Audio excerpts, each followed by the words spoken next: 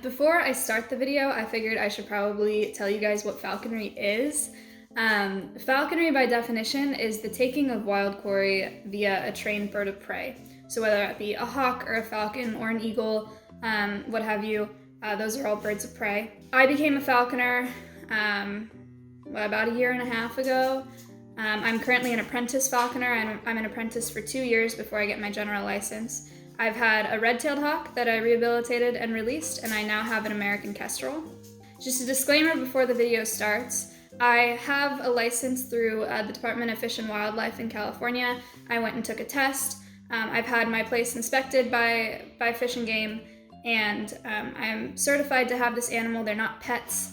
And there's a lot that goes into falconry, so I wanted that to be clear before I start, but it's a really, really cool sport. It's been around forever. It's one of the earliest examples of animal husbandry, and it's a really, really beautiful thing to learn. So I hope you guys learn a little bit today, and we can get into it. Okay, so it is, well, just after 5:30.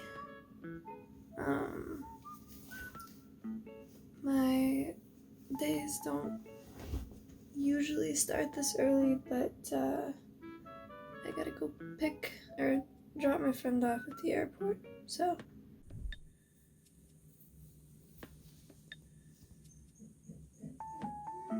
Is it time to get up?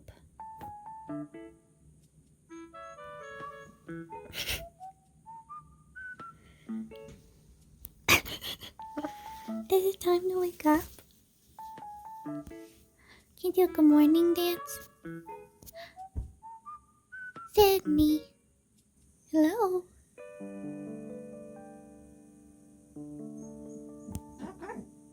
Okay, hello. It's later in the morning. I went back to sleep for a little bit because I was super, super tired, but I'm up, I'm moving. I still have my pajamas on, but I'm still up and moving. I'm gonna make some breakfast and I'm gonna make some coffee, even though I don't usually drink coffee, but I feel like I need it today. I have a bird on my shoulder. This is a day in the life of a falconer. This is not a falcon, but this is an umbrella cockatoo. Oh, yes, yes, yes. Her name is Sydney. She's not my bird. She belongs to the zoo, but I have her until like 4:30 today or something like that. And then I bring her back to the zoo. So she's gonna hang out with me this morning until my dogs are running between the dog door. I have dogs here. Come here, say hi. Oh. Those are my dogs. I'll have her with me in the kitchen until I bring Mulan in to do all of her weighing stuff. So let's make some coffee and some breakfast.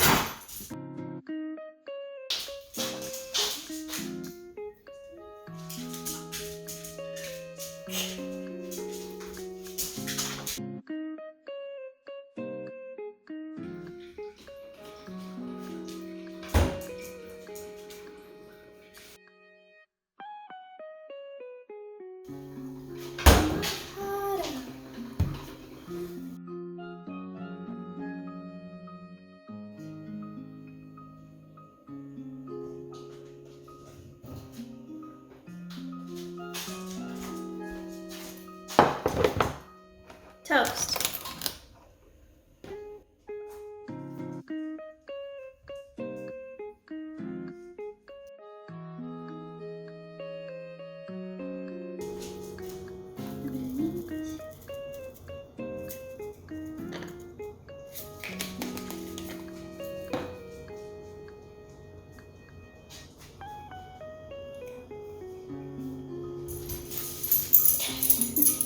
Okay, so before I eat, I weigh Mulan in the morning, so I'm gonna go grab her and weigh her here. Okay, so this is Mulan.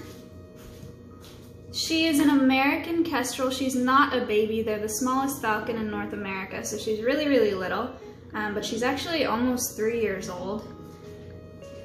Kestrels are really, really sensitive to weight fluctuations. So I weigh her often just to know how she's doing and to know how much to feed her. So this is a really, really important part of falconry, but about having a kestrel in particular, is keeping track of their weight very, very closely. So I like to weigh her in the morning, and then I kind of just let her hang out with me for a little while, and then I'll bring her back outside, and then I'll weigh her food. Weigh. Good bird. So she's pretty light today. 60. She's probably, looks like about 110. Yeah, so we're at about 110, which isn't that light. It's actually a pretty good weight for her, so I'm pretty happy with that. So she will hang out here, and I usually in the morning do work on my laptop, or I watch YouTube videos on my laptop or whatever. So I'm gonna eat my breakfast and drink my coffee and do that. So the first week or so is meant to dive pretty deep into Adobe InDesign. On mornings where she's a little bit lighter, sometimes I give her like a snack in the morning. Just a little snacky snack. Mealworms. Yummy. What do you think? Ooh. Yay. Kestrels eat a lot of things. In the wild, they'll eat a lot of insects, primarily insects, I think. They'll also eat rodents, small birds, lizards.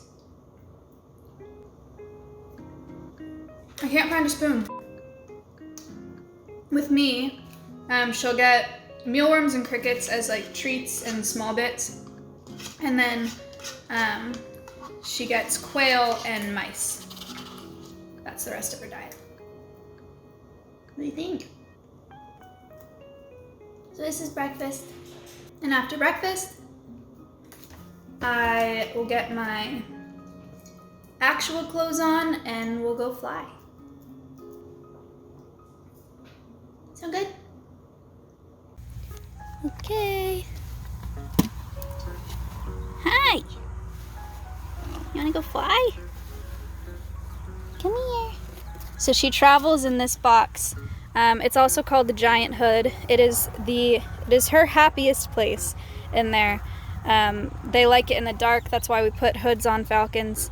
It keeps them really calm. So this is what she travels in. Yeah. Good bird.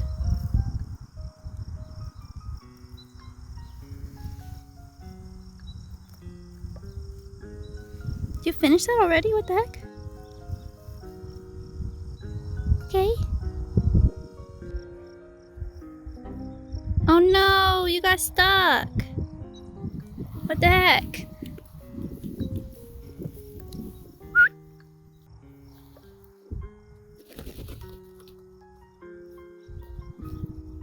This is why free flying is a lot easier, boys. That's so annoying. Sorry, miss. Alright, so I've been flying her in here, and the problem we're having is we're in this really thick grass, this annual grass, pasture grass. It's all just getting caught on her creance. I'm thinking that I should free fly her because she's been doing really well lately. She's given me no reason to think that we can't. I'm just scared because I don't have the tracking stuff on her. But it's pretty open out here. I don't see her flying that far, and if she did, I'd be able to see her. So I think we're gonna free fly. I'm nervous, but that's what we're gonna do. So I'm gonna take this off. This will be my first time free flying her too, so that's kind of cool, I guess, for the video. So leash comes off here. So she's free right now. One of the hardest parts about falconry and about having your bird is knowing, are you prepared at any time for your bird to take off at their leisure, you know, and never come back. It's a high risk, high reward sport. but let's see what happens. I'm gonna put her on the fence and fly her to me. That's the plan. Anyway.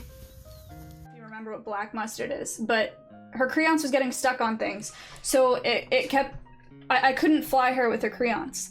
And at this point, I've told you guys, we're free flying, basically. I just didn't want to until I had the telemetry for her, just in case. But I was like, you know what? We're free flying, it's fine. So I free flew her, and she was great. She was great. Okay, so we've got our first free flight in, which is cool. Because it's scaring me a little bit because I see her looking that way, I'm gonna do some jump ups with her. So it helps her build muscle to go from the ground up to me. We had several free flights, like they were really good. We did jump ups, they were great. And then I put her on the ground for another jump up and I saw her looking the other direction. And so I was like, all right, I'm just gonna put her leash on because I don't like the way that she's looking over there.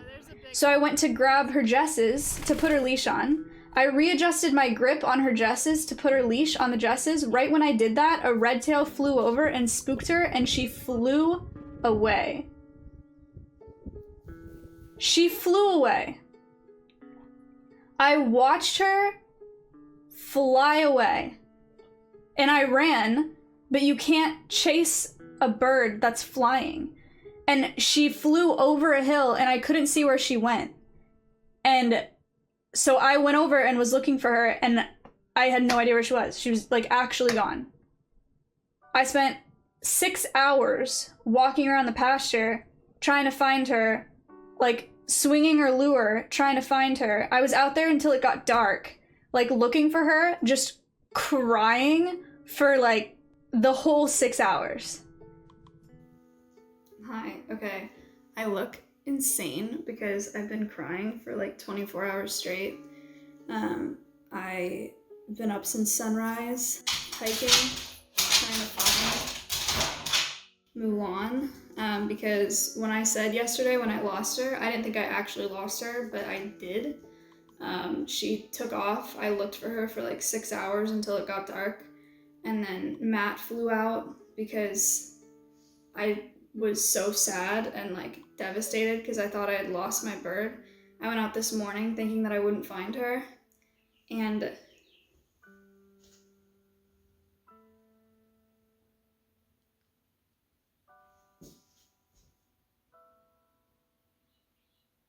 she came to the lure. So the thing that I was explaining, this tennis ball thing with the quail stuck or attached to it, she came down and hit it. I was walking.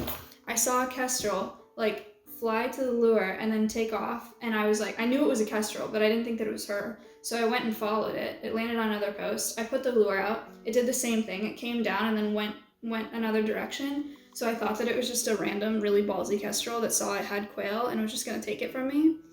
And then I got closer and saw the anklets, and she's missing her jesses. I don't know if you can see that. She's missing her jesses, and she's very angry.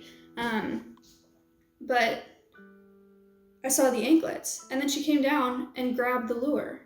I cannot believe this. I can't believe it.